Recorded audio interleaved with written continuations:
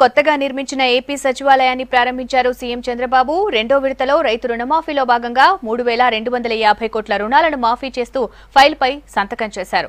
ఆంధ్ర ప్రజల ఆత్మగౌరవానికి ప్రాధాన్యత ఇస్తూ జూన్లోగా సచివాలయ నిర్మాణం పూర్తి చేసి పరిపాలన మొత్తాన్ని ఇక్కడి నుంచే కొనసాగిస్తామని చెప్పారు చంద్రబాబు.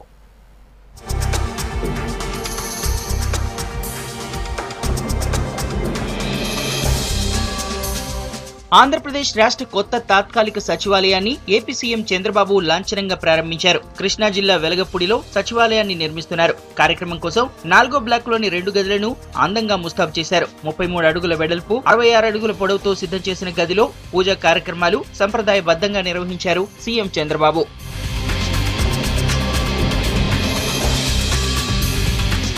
ముహూర్త సమయం తెల్లవారుజాము 4 గంటల 1 నిమిషానికి తాత్కాలిక సచివాలయాన్ని ప్రారంభించారు బాబు. విశ్వక్సేన పూజ, వాస్తు పూజ, గణపతి హోమం చేశారు. పండితుల ఆశీర్వాదం తీసుకున్నారు. మంత్రులు చంద్రబాబును శాల్వతో సత్కరించారు. ఫైల్ పై ఏపీ సీఎం సంతకం చేశారు. ఆ తర్వాత జరిగిన కార్యక్రమంలోనూ బాబు పాల్గొన్నారు. గడువులోగా రాష్ట్ర పరిపాలన శాఖలన్నింటినీ తరలించి సచివాలయ నిర్మాణం పూర్తి చేస్తామన్నారు చంద్రబాబు.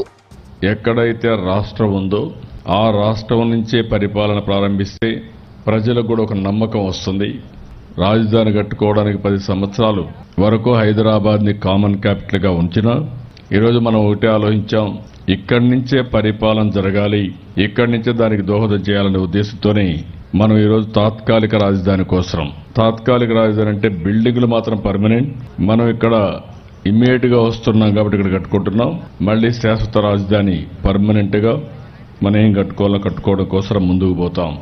సచివాలయ ఓపెనింగ్ కు ఏపీ మంత్రులు, ఉద్యోగ సంఘాల నేతలు, రైతులు అటెండ్ అయ్యారు. ఎల్ఎన్టీ సంస్థ ఈ సచివాలయాన్ని నిర్మిస్తోంది. 4వ బ్లాక్ లోని ఈ 2 గదుల్ని యుద్ధ ప్రాతిపదికన రెడీ చేశారు. టెంపరరీ సెటప్ కు సంబంధించిన నిర్మాణ పనులు 48 గంటల్లో వేగంగా పూర్తి చేశారు. స్లాబ్ వేస్తే ఆలస్యమవుతుందని పాట్నా నుంచి తెప్పించిన రేకులతో కప్పు వేశారు. Painting, electrical, floor works speed గా పూర్తి చేశారు.